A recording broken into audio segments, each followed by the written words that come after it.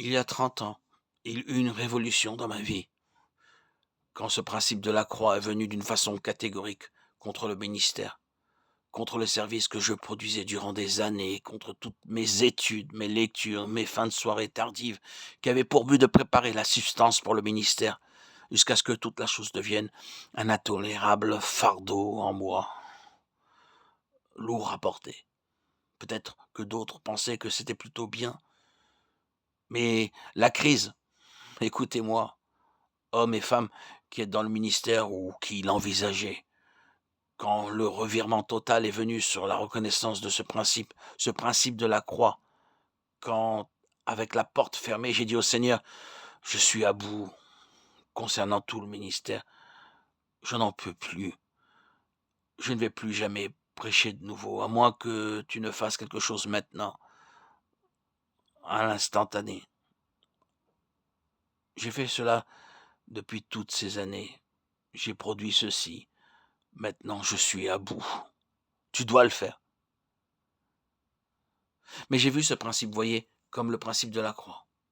Et je le pensais vraiment. Veuillez m'excuser de parler de moi, mais d'une certaine manière, je dois bien en faire comprendre l'importance. La semaine suivante, on aurait vu ma démission être remise à mes responsables de l'Église, et j'aurais quitté le ministère si le Seigneur n'était pas intervenu.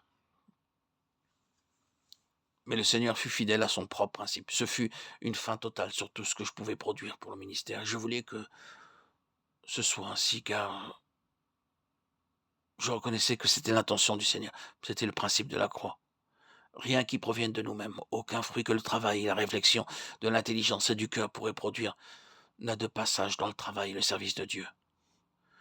Dieu fut fidèle à son propre principe. Il l'est toujours. De ce jour-là à aujourd'hui, il n'y a eu aucun problème au sujet du ministère. Il est facile d'abandonner le ministère, beaucoup plus facile que de l'accepter. Cette revendication du ministère à corps et à cri, c'est la chair non crucifiée. Eh bien, depuis cela, il y a eu un ciel ouvert. De nouveau, je vous demande pardon de faire cette référence personnelle, mais c'est une chose véritable, c'est un principe qui couvre tous les domaines. Ici, certains d'entre vous sont intéressés, concernés par les assemblées locales.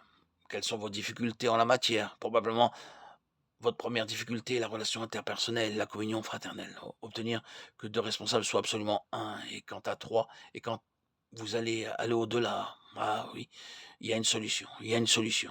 Cela est possible. Cela peut l'être d'une manière glorieuse, cela peut durer et croître si seulement vous plantez cette chose bien sur cette base de la croix, où dans chaque personne concernée, tout ce qui est personnel s'en va, tout ce qui est purement individualiste est enseveli, crucifié, toutes vos sympathies, antipathies et préférences personnelles et tout ce type de choses, vous intervenez soit pour être quelque chose ou pour faire quelque chose, simplement se retire. Et il n'est pas du tout important que vous apparaissiez dans l'œuvre. Vous voyez ce qui se produit quand cette position est atteinte? Alors, l'Église grandit.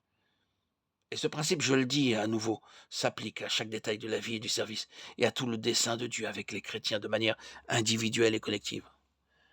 La croix est la loi de la vie, le chemin de la vie, le chemin vers la plénitude de vie. Témoignage de Theodore Austin Spark,